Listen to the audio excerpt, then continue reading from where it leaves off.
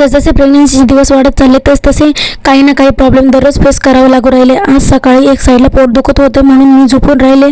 आता प्रेग्नन्सीचा 6वा महिना लागून 8 दिवस होऊन गेले आणि आता श्वास घ्यायला त्रास होऊ लागला आहे आणि बोलताना सुद्धा दम लागू राहिला आहे. सकाळी उशीर झाला म्हणून सगळे कामे मागे राहून दिली.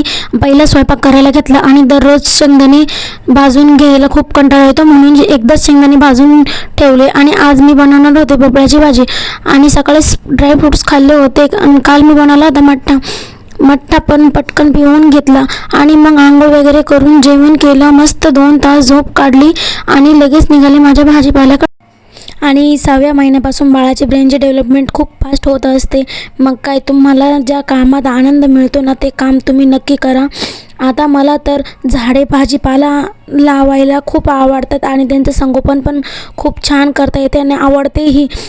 तुम्ही जास्तीत जास्त जे तुम्हाला काम आवडतं ते करायचा प्रयत्न करा. आणि मी इथे मेथी टाकली होती आणि ती खूप छान उतरली होती. काही ठिकाणी दाट झाली, काही ठिकाणी पातळ झाली, पण छान होती.